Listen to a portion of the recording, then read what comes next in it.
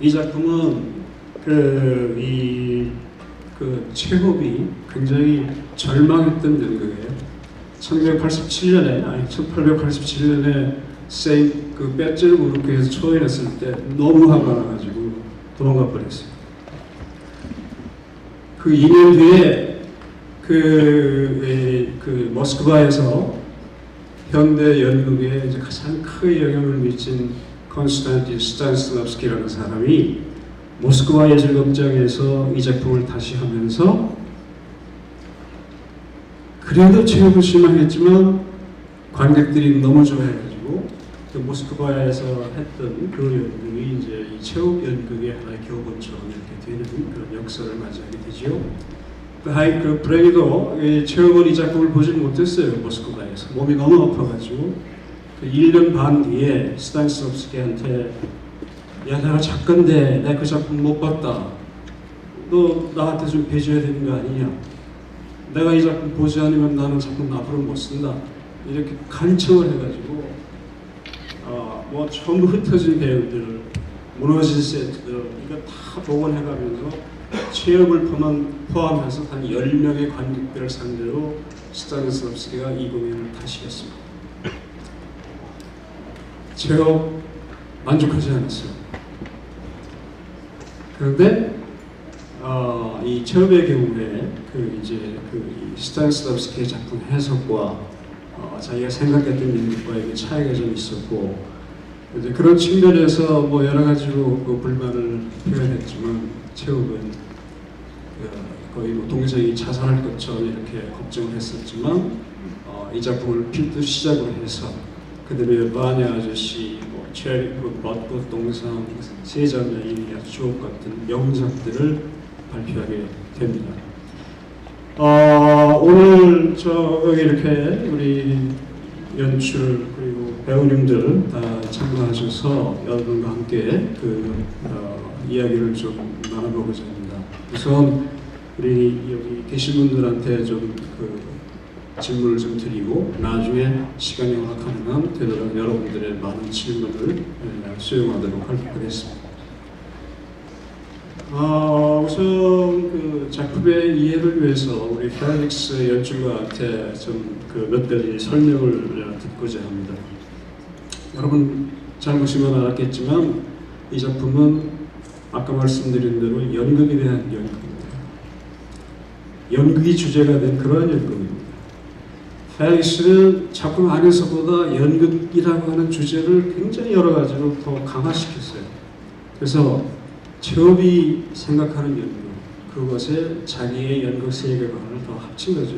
이제 그런 측면에서 펠릭스한테 첫 번째 묻는 질문은 당신한테 연극은 무엇이고 그러한 개념이 이 연극의 제작에, 연출에 어떤 영향을 미쳤는지 그런 점을 좀 묻고 싶습니다.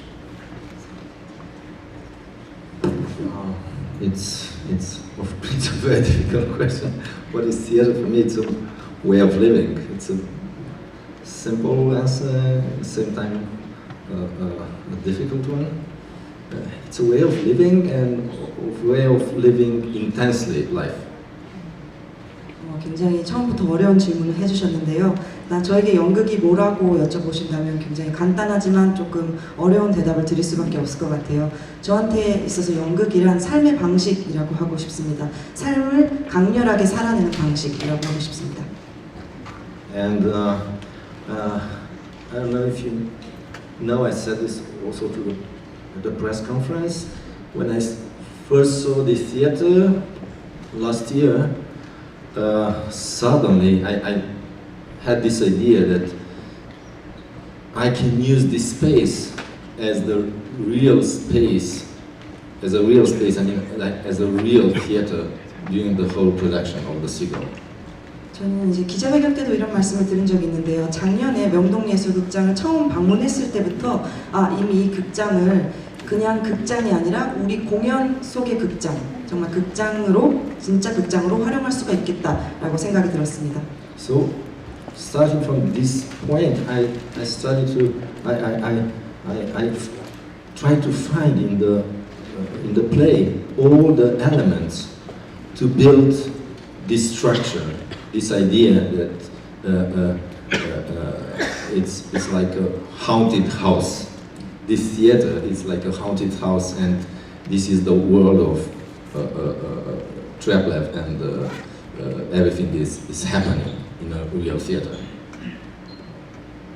그래서 이런 아이디어를 가지고 저희 대본에서 이런 부분들을 어떻게 잘 뽑아낼 수 있을까 오히려 더 찾게 되었는데요. 그래서 이런 이 극장을 연극 실제 극장으로 사용하고 싶다라는 구조를 드러내기 위해서 이 극장이 어떻게 보면은 좀 낡은 혹은 유령의 집 같은 느낌도 들 수 있도록, 그리고 트리플레프 세계로도 표현될 수 있도록 했습니다. And also, what's important is that everything is based on Chekhov's play. I mean, I found all the elements possible to emphasize this idea. It's a play where we can find a famous actress, Karina. Treplev is a new playwright. There are quotes from Hamlet. So there are many elements that I try to put together and to really to build a structure of following this idea. 그래서 연극에 대한 연극을 올리기 위해서 이건 실제로 체홉 작품에 원래 있는 요소들이기도 한데요. 이런 지점들을 찾아서 더 강조했다고 할 수 있습니다. 아르카디나라는 유명한 여배우가 등장을 하고요. 그리고 이제 새로운 형식을 이야기하는 희곡 작가 트레플레프도 등장합니다. 그래서 이런 연극적인 요소들을 이 구조를 위해서 더 발전시켰다고 할 수 있습니다. 제가 보건대 우리 펠릭스 자신의 어떤 연극의 관점은 사실은 무대에서 잘 보였나요? 잘 안 보였나요? 한예중의 우리 박지아가 연극의 환상으로 갈매기 이나의 분도 옷을 입고 춤추는 그런 장면인데, 거기에서 그 환희찬 상상의 세계 그러한 쪽으로 연극을 이해를 하고 그러한 개념을 많이 표현하려고 애썼던 것 추가적으로 제가 좀 말씀드립니다.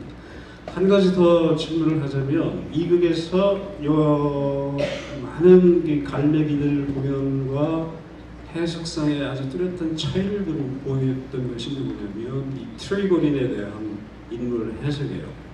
원래 제목이 이 트리고니를 스타니슬랍스키가 바로 연기를 했었는데 굉장히 세련되고 신사답고 지성적인 그런 오너하고 젠틀한 그런 사람으로 스타니슬랍스키가 연기를 했었는데, 그거에 대해서 가장 불만을 표했어요.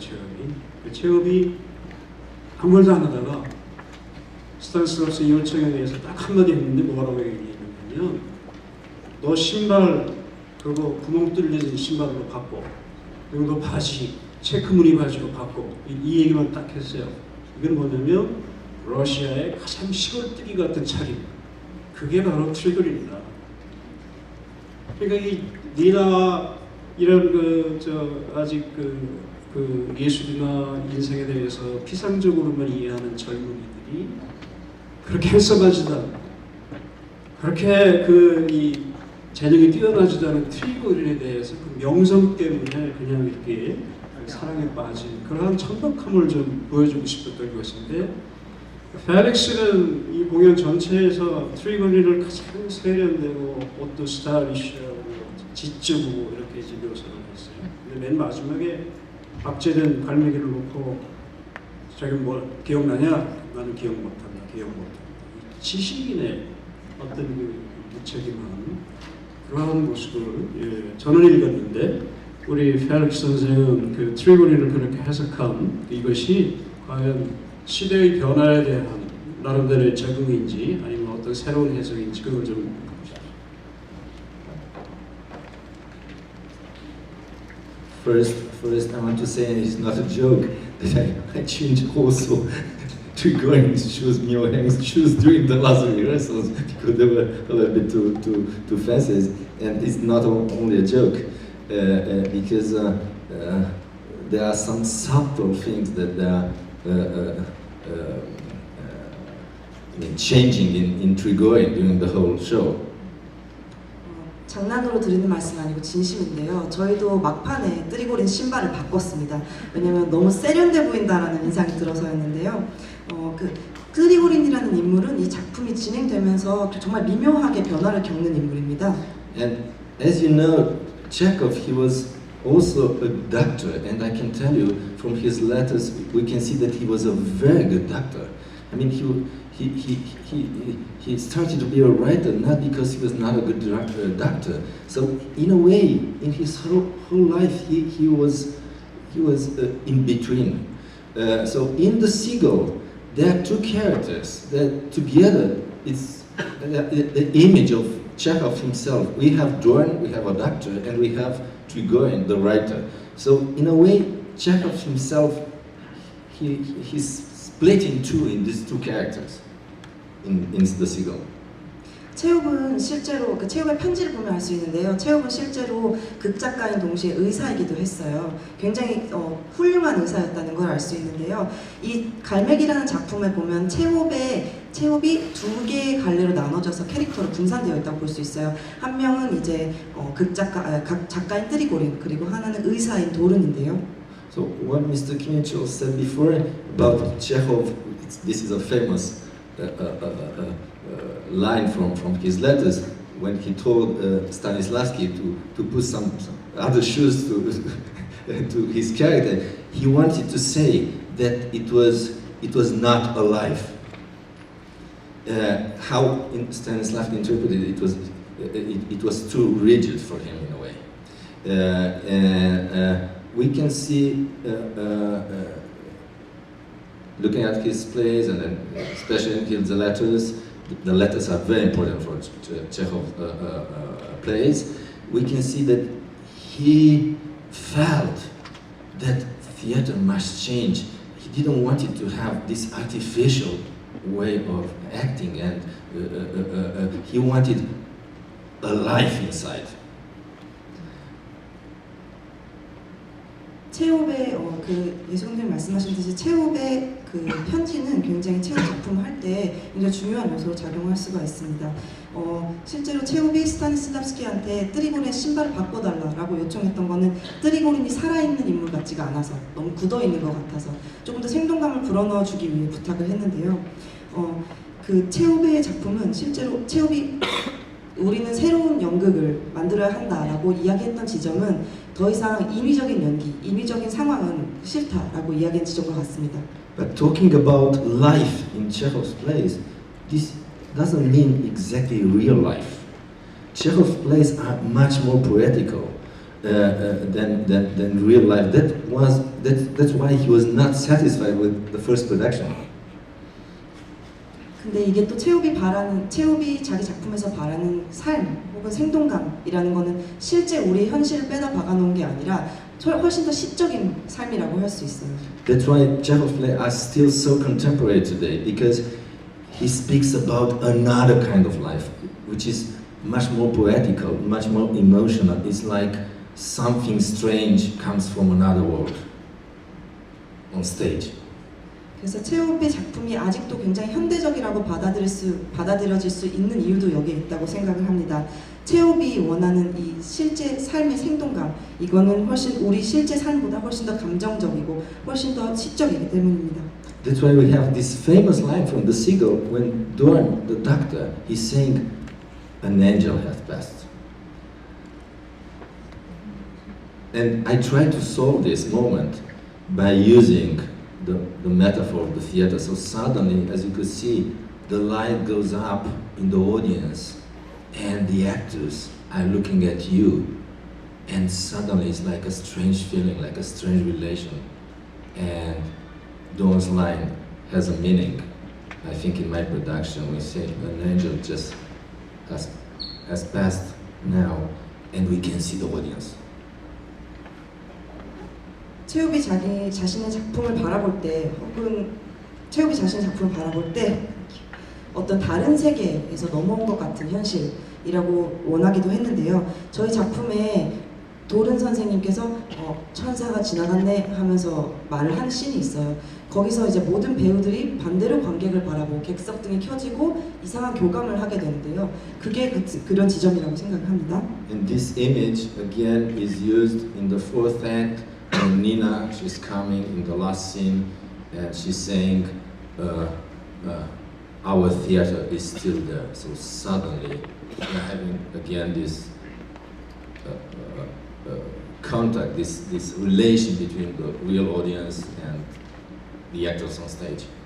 그래서 연극에 대한 연극 이런 그 지점을 강조하기 위해서 방금 말씀드린 도르네 씬도 있고요. 사막에서 니나가 나와서 우리의 극장이 그대로 있는지 보러 왔었어. 근데 객석 등이 켜지면서 근데 그대로 있었어. 이런 말을 하는데 거기 또한 이제 좀 기묘한 느낌으로 실제 우리 연극의 무대와 관객들이 교감을 하게 됩니다. 지금 말씀하신 그런 걸 바탕으로 해서 우리 이제 최욱이 이 19세기 말에 이 작품을 썼지만 그때 아직 보이지 않았던 표현주의라든지 2차 세계대전 이후에 대두했던 부조리극이라든지 그 주변에 그때 어떤 그 서사극이라든지 이런 것에 한 모델이 됐던 그런 미래를 앞당긴 그런 작가로 이해할 수 있습니다. 잠시 이제 배우들 얘기를 좀 먼저 돌아보겠는데 먼저 기수 우리 국립극단이 성인 연극을 하면서 가장 최연소 배우를 이번에 썼어요. 실제 이 펠릭스가 그 배우의 자연적인 나이하고 그 연극에서 나오는 극적인의 나이를 일치시키는데 굉장히 집요하게 주장을 해가지고 우리로서는 굉장히 과감하게 연극 거의 데뷔작이나 마찬가지인 이 작품의 주연으로 우리 김기수 배우를 발탁을 했습니다. 이번 경험을 통해서 그 연기자로서 어떤 자기 역할과 관련해가지고 새로운 접근법을 발견했다면 어떤 걸까요? 새로운 접근법이라고 하면 항상 연출님이 하셨던 말씀이 있는데 이제 퍼스트 레벨 계속 그러셨었거든요. 그래서 첫 번째 그냥 보여지는 표면적인 거에만 보는 게 아니라 그 안쪽에 정말 무엇이 있는지, 이 말이 무엇을 담고 있는지 그런 것들에 대해서 조금 더 섬세하게 건드릴 수 있었던 어떤 음절마다 이건 오버한 거겠지만 음절마다도 분석할 수 있을 만큼의 그런 눈을 조금 갖게 된 것 같아요. 이렇게 우리 오영수 선생님 저는 주로 이제 외국에서 연극을 볼 경우에 이제 해당되는 그런 얘기인데 포스터를 보고 프로그램을 보고 아주 원로 나이든 배우들이 오면 기대가 막 상승해요. 이 사람들은 평생을 연극한 사람이 그 인생을 합축한 연기를 내가 경험하겠구나. 실제로 가면 정말로 감동스러워. 근데 한국 연극에 그런 기운이 좀 일어나고 있습니다. 우리 원로 배우님들이 이렇게 무대에 나타나시면서 우리 관객들한테 새로운 어떤 감동을 전달해주는 그런 기운이 많이 최근 들어서 일어나고 있는데 그 중에 대표적인 그 원로 배우가 우리 옆에 계신 오영수 선생님 같아요. 지난번에 바로 이 펠릭스랑 리처드 2세를 할 때 그 존 곤트 그 역할은 제가 영국에서 연극을 봤던 것보다 더 훌륭한 그 연기를 하셨고 또 이번에 소린 그 보통은 이제 죽어가는 사람 그냥 아무것도 인생에 이룬 것도 없는 그 관료 출신의 그 재미없는 사람 되게 패배주의적으로 접근을 하는데 이번에 우리 소리는 굉장히 그 자존감도 높고 그 삶에 대한 생각이 아주 올바르면서 강직하고 전혀 새로운 그러한 이 성격을 좀 보여주셨습니다. 어디서 그런 존재감이라든지 그러한 어떤 삶에 대한 그 강한 의지 이런 것들을 역할 어디서 발견하셨는지 한번.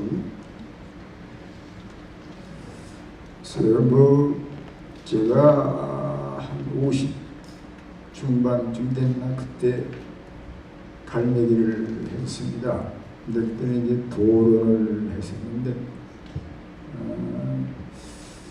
그때는 어떤 뭐라고 할까 연륜에서 오는 어떤 그런 거를 좀 못 느끼고 오히려 내가 그 역할에다가 뭐 이렇게 터치를 하고 그래서 뭔가 만들려고 표현해 보려고 했던 그런 50대의 내 모습하고 지금 극중 인물이 70대 후반인데 저도 거의 가까이 된 입장에서 지금 이 역을 하다 보니까 터치를 하지 않아도 그대로 이렇게 자연스럽게 뭐가 이렇게 표현이 되는 게 아닌가. 그것은 우리는 그동안 연극을 해오면서 내재되어 있는 어떤 내용의 힘이 있겠지만은 그 열림에서 오는 그래서 배우라는 게 꼭 그냥 30, 40대, 40대가 노인 역을 하고 70, 80대는 다들 그렇게 해왔는데 그렇게 하는 것은 바람직하지가 않고 그 역 중에 있는 나이와 실제 배우의 나이가 같은 경우에 이렇게 무대에 섰을 때 정말로 진솔한 한 인간의 모습이 나오지 않겠는가. 이번에도 저는 그런 걸 많이 느꼈습니다. 그래서 지금 말씀하셨지만은 우리 연극계가 앞으로는 좀 영향에 맞춰서 모든 연극들이 다 그렇게 이루어졌으면 하는 게 제 바람이고 그렇습니다. 예, 그 바람을 저희들이 국립극단이 이어가겠습니다. 이제 7, 8월에 프랑스에 세계적으로 지금 각광을 받고 있는 플로리안 젤레라고 하는 참 30대 작가인데 이 작가가 아버지, 어머니 두 편을 최근에 발표하면서 지금 유럽 전체를 휩쓸고 있는 위대한 작가의 그 아버지, 어머니 저희들 원로배우 쓰고 있습니다.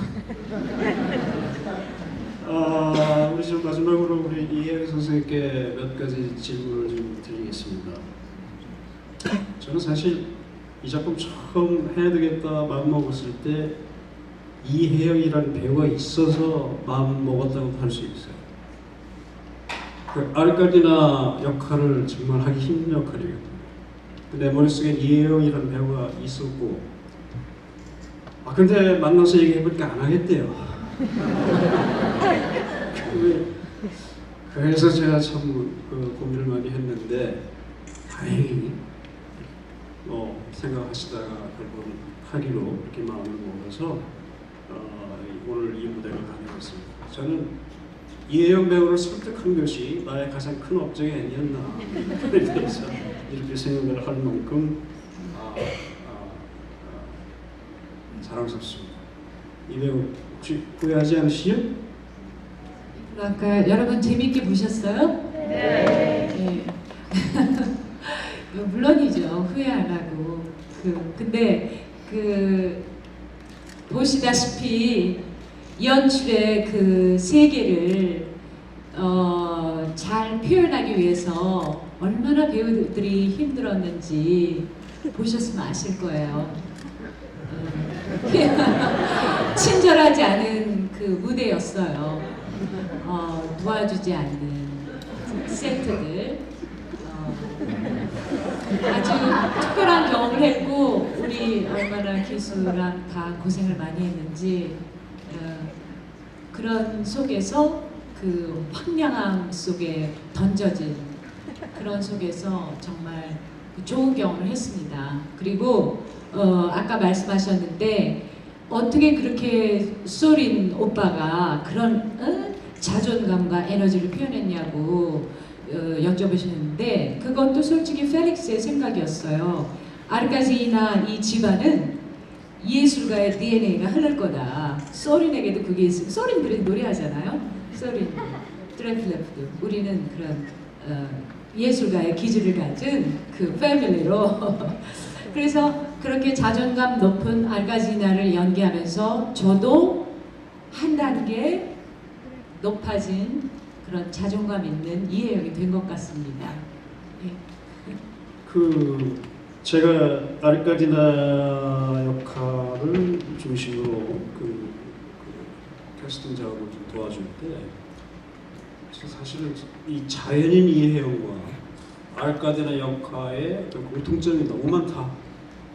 저는 그렇게 이제 이해를 했는데 근데 지금 얘기 들어보니까 연출자한테 굉장히 고생을 많이 받았다고 하시니까 그 자연인 이혜영과 아르카디나 역할 사이에 혹시 갈등이 좀 있었는지 그리고 그걸 어떻게 극복하셨는지 좀 궁금합니다. 갈등은 전혀 없었지만 이런 단어, 이런 말이 있잖아요. 밑져야 분전. 저는 워낙 고결한 사람이기 때문에 그러한 표현을 써본 적이 없는데 딱 어디서 들은 얘기인데 그 얘기가 이렇게 떠오르더라고요. 그게 왠지는 잘 모르겠는데 아르카지나라는 인물에 대한 어떤 그 선입견, 저는 한 번도 갈매기를 본 적이 없어요. 읽기만 했지. 그래서 그런 선입견을 가지신 분들이 사실은 제대로 보지도 않는 분들이 그런 오해를 하시는 경우가 많았던 것 같아요. 그래서 그런 선입견으로 저를 볼까봐 좀 억울했어요. 우리의 갈매기를 보신 분들은 그러지 않으시겠지만 다른 점은 없었고요.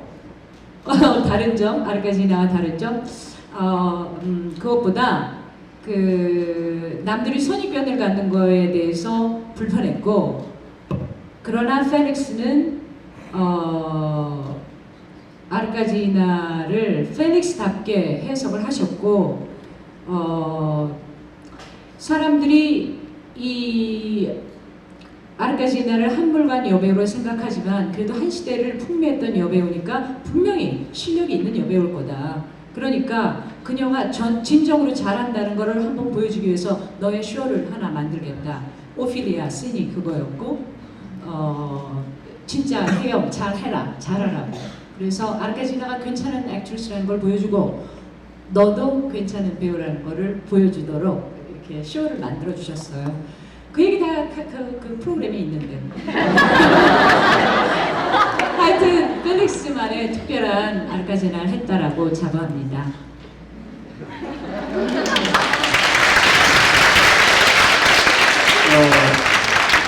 오피리아 그 추가된 장면은 정말 그 훌륭한 선택이었다고 저도 동의를 합니다. 그 한 가지만 더 묻죠. 지금 5년 만에 무대에 컴백하시거든요. 지난번에 이 밤의 임장에서 헤드가블러 하시고 그리고 이번이 처음이에요. 근데 사실 이런 배우 우리 조금 더 자주 보고 싶지 않나요? 네. 그죠? 앞으로 조금 더 자주 무대에 서야 되는 게 아닌가. 우리 관객의 입장에서 좀 그런 희망이 있는데 어떻게 생각하세요? 아까 그 원로 배우들 중에 저는 아닌 거죠? 네, 얼마든지. 예. 자, 뭐 저희들 얘기 한없이 길어질 수 있는데 여러분도 굉장히 질문이 많이 있으실 것 같아요. 지금 뭐 가능한 한 여러분들 질문을 많이 수렴하도록 하겠습니다. 혹시 질문 계신 분 손 들어서. 저 뒤에 계십니다. 네, 안녕하세요.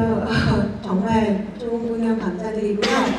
개인적으로 저는 아르카지나에 대한 얘기들이 많이 해주셨는데 이혜영 선생님 연기도 정말 좋았고 그러면서 한편으로는 제가 약간 우려를 하고 왔던 이유가 최우프 연극은 정말 많이 되는 연극이고 아주 많이 알고 있는 연극이기 때문에 가끔 공연을 보면은 최우프의 그 러시아적인 것 때문에 여자들이 되게 상투적으로 그릴 때가 많았어요. 바네 아저씨도 제가 여기서도 봤고 다른 곳에서도 봤지만 최우프의 여자들은 되게 시골 아가씨거나 순진한 아가씨거나 이렇게 보여지는데 이제 연출가님 오늘 저도 그 오피리아신에서 되게 가슴이 이렇게 탁 튀었던 게 뭐냐면 그 아르카지나의 절정기를 볼 수 있었고 거기서 어머니기도 하지만 여자이기도 하고 그 예술인으로서의 그 텐션을 유지하는 게 있어서 참 좋았습니다. 그래서 정말 한 인물을 이렇게 입체적으로 그려낼 수 있고 우리가 너무나 많이 봤던 최후의 인물들을 이렇게 다시 살려내서 그러므로 해서 이제 아들을 보듬는 어머니의 역할이 단순히 그런 어떤 전 책을 읽었을 때 되게 지쳐 보였었거든요. 아르카지나가 항상 지쳐서 여름에 자신의 영지로 쉬러 오는 그런 느낌을 받았다면 이번 연기에서는 아들도 포기하지 않고 영지도 포기하지 않고 자신의 모스크바에서의 삶도 포기하지 않는 그런 모습이 좋았어요. 그게 모든 게 다 나았고 그 이제 아들과 어머니의 대립 세대 간의 갈등처럼 보였기도 하고 또 리나와 또 아르카지나와의 젊은 여자와 또 관록 있는 여자와의 대립 그런 감정의 그 대립들 아주 촘촘히 세워놓으신 것 같아요. 심지어 그 영지 관리인의 부인과 또 그 부인의 따님 이제 그 아드님을 사랑하는 요즘에 이제 다시 이제 어떤 여성주의적 페미니즘적인 그런 이슈가 문학이나 이런 데서 많이 다시 목소리들이 나오고 있는데 연출가님께서 이 극에서 그런 인물들 를 다시 이제 조명하면서 어떤 그런 것들 많이 생각하시고 넣으셨던 건지 아니면 이제 어떤 그 이혜영이라는 배우 정말 저희한테 되게 소중한 헤더 바블러 이후로 또 이렇게 돼서 오늘 감사합니다. 근데 그런 이혜영이라는 배우를 살리기 위해서 넣은 것인지 아니면 이제 계속 생각하시면서 오셨는지 이제 그 생각이 들면서 말씀하신 것처럼 상가 아주 되게 건조하고 소린이 말했던 결혼도 못했고 작가도 되지 못했던 소린의 삶, 우리가 대부분 살고 있는 삶이 있다면 그 안에서 계속 이제 그 거울을 배치해 놓으셔서 거울 속에 또 다른 세상, 그러니까 저희가 꿈꿨던 세상이 열리게끔 만들어 놓으신 것 같아요. 그래서 그게 층을 되게 다양하게 질문을 조금 분명하게 좀 해주셨으면 좋겠어요. 그래서 선생님께서 그런 배치들에 대해서 이제 생각을 하시고 이제 처음부터 들어가셨는지 죄송합니다.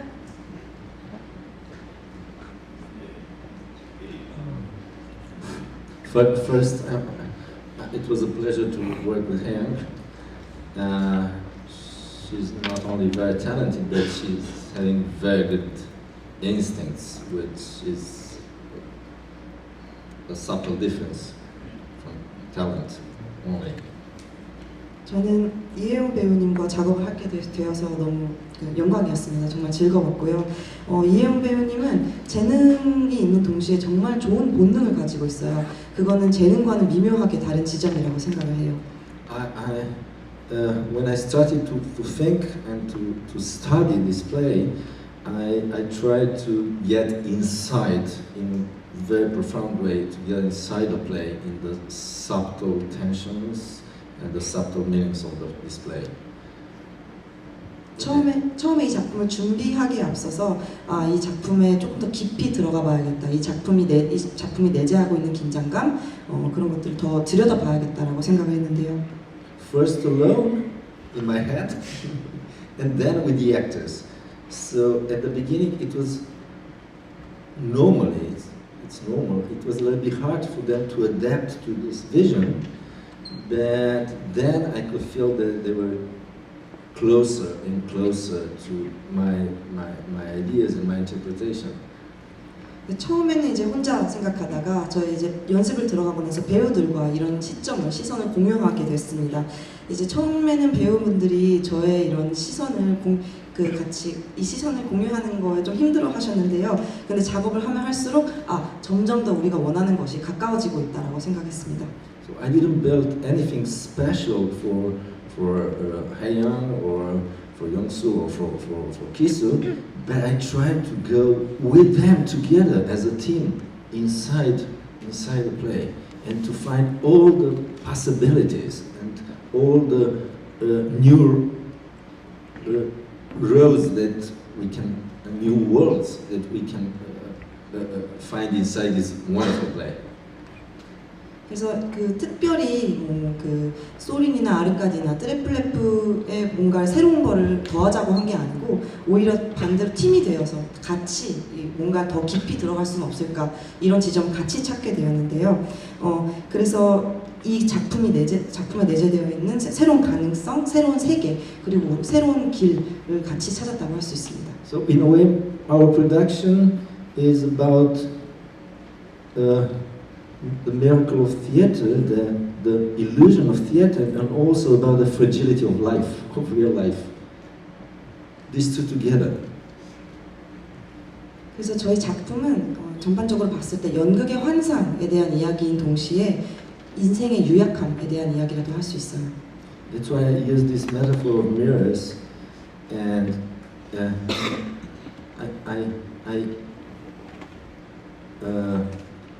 it was like a game all the time. between reality and illusion. Reality of the stage, reality of the audience, illusion of stage, and fragility of your lives, the fragility of your own lives. 그래서 이 거울을 비유적으로 사용한 것도 조금 더 그 놀이를 하는 방식으로 사용을 한 건데요. 우리 환상, 연극의 환상과 우리 인생의 현실 그런 것과 그리고 우리 인생이 갖고 있는 그 유약함 그리고 연극이 갖고 있는 이런 가치들 그런 걸 계속 대비시키려고 거울을 사용했다고 볼 수 있습니다. The whole idea was to build a very clear and coherent structure to sustain all this, and I was very lucky to have very good actors and very supple actors as Hye Young. So remember just her moment that I developed without any line. When she's looking in the mirror, in a small mirror, and suddenly she's turning, and I told her, when you are turning and you are looking in the big mirror, it's like looking at your whole life, and suddenly something is changing. So I try to use these metaphors, but I was lucky to have these subtle actors to express all these ideas on stage. 그래서 아무래도 이 작품에서 전반적인 단단한 구조, 이런 저의 아이디어를 끌고 갈 수 있는 단단한 구조를 구축하는 데 주력을 했는데요. 아무래도 배우님들이 정말 재능이 많으셔서 저 많은 도움을 받으면서 갈 수 있었던 것 같아요. 아르카디나가 혼자 앉아서 조용히 거울을 바라보게 되는 씬이 있어요. 아무 말 없이. 그때 제가 혜영 배우님께 디렉팅을 드렸던 거는 마치 이 거울에서 네 인생을 보듯 연기해달라고 했어요. 거기서 훨씬 더 깊은 의미가 드러날 수 있게 됐죠. 네, 다른 질문 계시면 그 옆에 계십니다. 남자분. 저는 제 질문은 아주 간단한 두 가지 질문만 하겠습니다. 연출가님이 생각하시는 꽃차의 죽음에 대한 이유와 그리고 오늘 연기를 했을 때 그 꽃차를 연기하신 김기수 배우님께서 어떤 심정을 가지고 권총을 쐈는지에 대해서 묻고 싶습니다. As you know, in the play, he's not killing on stage; he's killing off stage, so we cannot see him killing himself. But I did a change at the very end. I mean, my costume, my triplet is killing on stage because I wanted to emphasize this idea, which is from the very beginning till the end, that it's like a double reality. 원작에서는 갈매기의 원작에서 트레플레프는 무대 바깥에서 죽어요. 그런 다음에 다른 캐릭터들 설명을 해주죠. 근데 제가 이번 작품에 트레플레프가 무대 위에서 죽게 만들었어요. 그 이유는 저희가 이 작품에서 이중적인 현실을 끝까지 끌고 간다. 이 이중 구조를 강조하기 위해서였는데요. So I cut some lines at the very end of the play with the explanations of Dorn when he's saying take away Arcadina, Treplev, he killed himself. There was some explanation. So my production ends with this obsession of Trigorin about the existence of the seagull. So suddenly, I think it's much stronger if it's very ambiguous, if he really doesn't remember or he doesn't want to remember the whole story. 그래서 아까 말씀드렸듯이 마지막에 도른이 그 트리플레프의 죽음에 대해서 설명하면서 아르카디나가 못 보게 하여라 뭐 이런 대사를 잘랐어요. 그래서 제 작품은 트리고린이 마지막에 갈매기에 대한 집착 혹은 거기에 대한 강박을 표현하면서 끝이 나는데요. 트리고린이 실제로 이 갈매기를 기억하는지 하지 않는지를 조금 모호하게 열어두기 위해 그렇게 했습니다. So in a way, I tried not to explain. Also, I told the actors all the time, don't explain. It's not about explanation. Chekhov's lines are so wonderful because there is a subtle energy inside every line. There is a subtle meaning inside every line.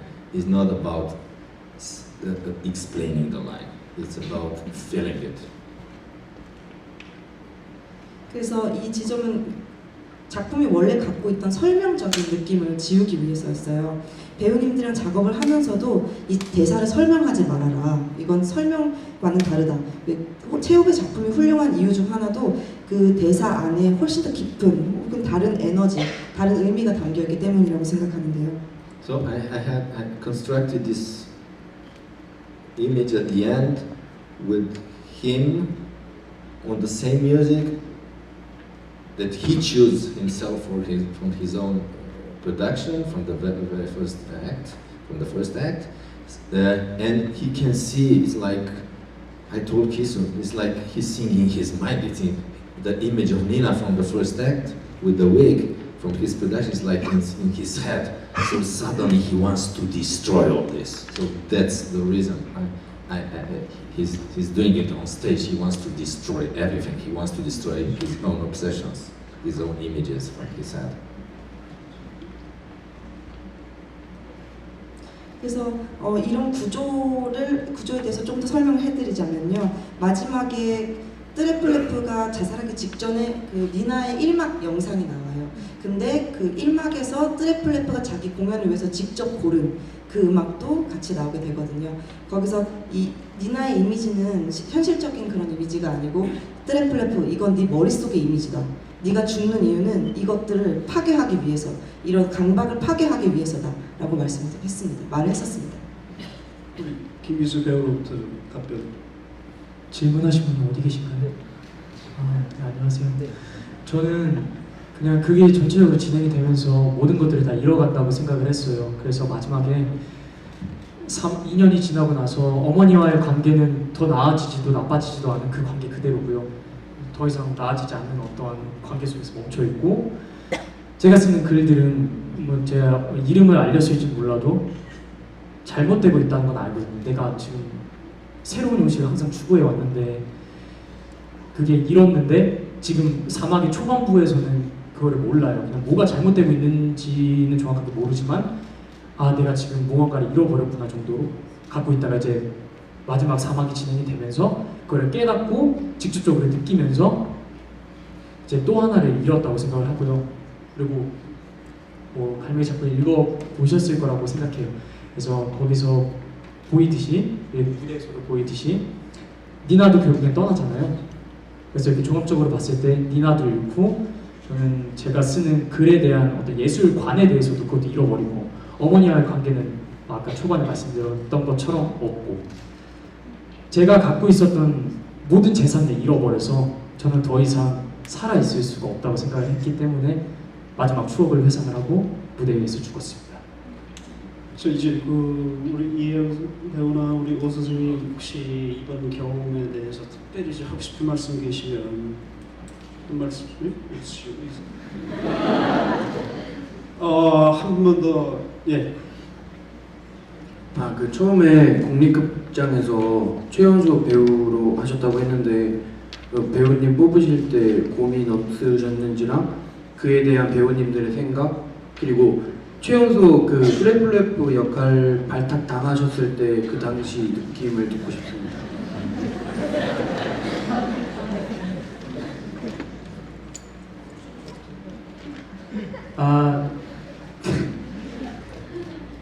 오디션을 되게 길게 봤거든요. 한 2달 정도를 봤는데, 그러고 나서 어떻게 운이 좋게 됐는데 결과 확인을 제가 못했어요. 저를 가르쳐 주신 선생님이 배우신데 어느 날 갑자기 야 너 붙었더라? 그래서 어디를 붙어야 되지? 그랬더니 어떻게 뭐 국립 갈매기 오디션 봤냐 됐더라 라고 하시더라고요. 그래서 됐는데 사실 지금까지도 안 믿겨요. 내가 지금 여기 왜 앉아 있는 건지 그런 생각도 들기도 하고요. 그러면서 너무너무 많이 배우고 있고 너무나도 행복해요. 시간이 많이 지나서 마지막 질문 하나만 우리 페닉스한테 드리고 꼭 하셔야 됩니다.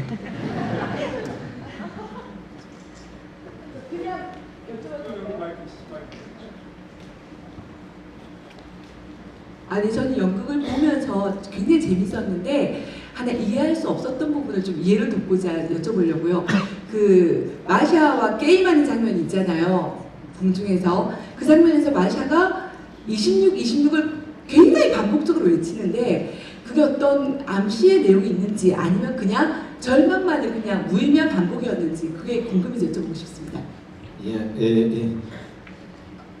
as you could see, I did the Lotto, famous Lotto game, as not a realistic game.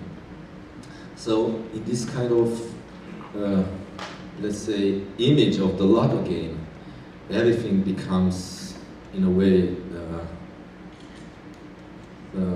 poetical and obsessional at the same time. 그 관객분들이 보셨듯이 로또 게임 자체를 굉장히 비현실적으로 그렸는데요. 이런 이미지 때문에 그리고 이런 이미지를 만든 이유는 훨씬 더 이 내용이 갖고 있는 그 좀 강박적인 분위기를 살리기 위해서였습니다. So I told all the actors that, in a way, they cannot see the final scene, but they can feel it. So it's like a very intense relation between Nina and Trevor on stage and all the other characters. They are like in a way judging all this. They are like a court. 그래서 배우님들한테도 말씀을 드렸던 건데요. 지금 실제로 보지는 못하지만 앞에서 일어나고 있는 니나 트레플레프 씬을 느껴라. 그러면서 어떤 위에 앉아있는 배우님들의 이미지가 마치 이 둘을 심판하듯이 그런 느낌이었으면 좋겠다라고 말을 했었습니다. So in this context, the repetition of 26 is like a transition, not only for the set, but it's like a transition between these two worlds, the world of the Lotto game, the world of all the others, and the last scene. So that's why I told Masha to repeat it like an obsession.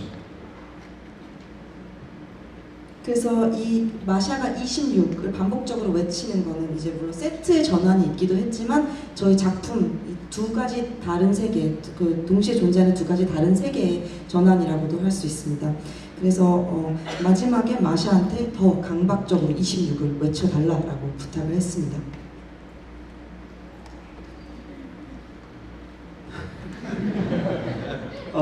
제가 마지막으로 지금 우리 외국 연출자가 국립극단이라는 작업을 하면서 이 두 번째까지 온 분이 이 펠릭스 알렉스 군입니다.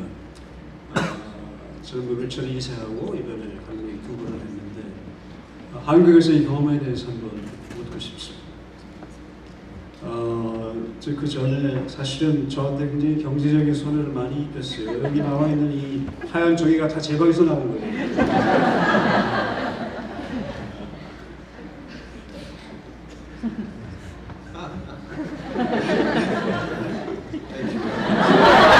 감사합니다. Like I actually feel very emotional now because I'm going back tomorrow. I'm going back home tomorrow, and I feel already after this second experience in Korean theater, I feel very linked with Korean theater, and very linked with these actors, and very linked with this whole atmosphere. I felt like home in many ways.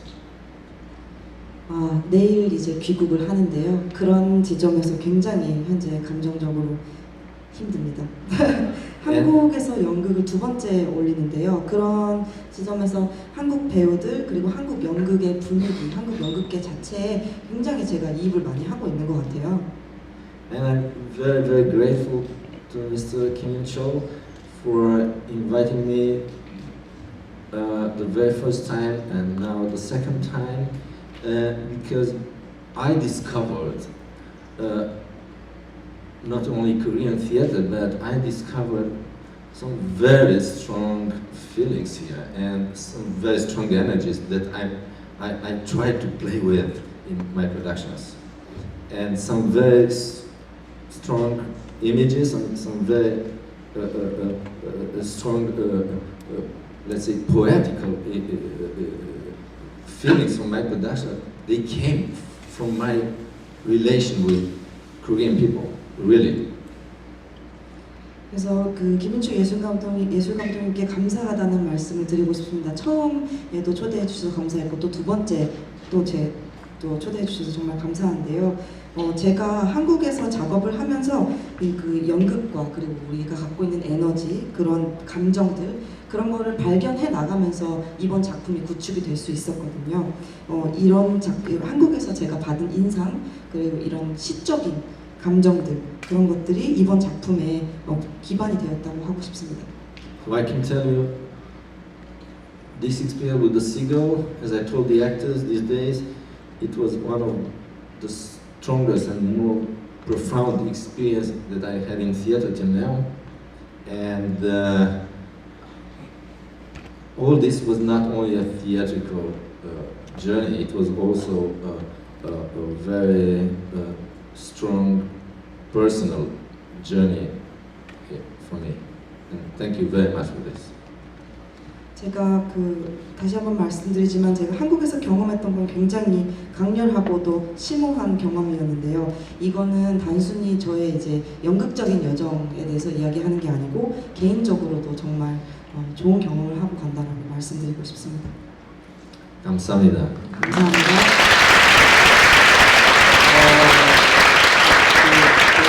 많은 얘기를 나누고 싶지만 이제 내일 또 떠나야 되고 아직 짐을 전혀 못 썼대요. 내일은 하루 종일 또 여러 스케줄이 있어서 지금 가서 짐을 좀 싸기도 해야 돼서 이 정도로 오늘 얘기를 마치겠습니다. 오늘 이 끝까지 남아주셔서 이렇게 경청해 주신 것 감사드립니다. 고맙습니다.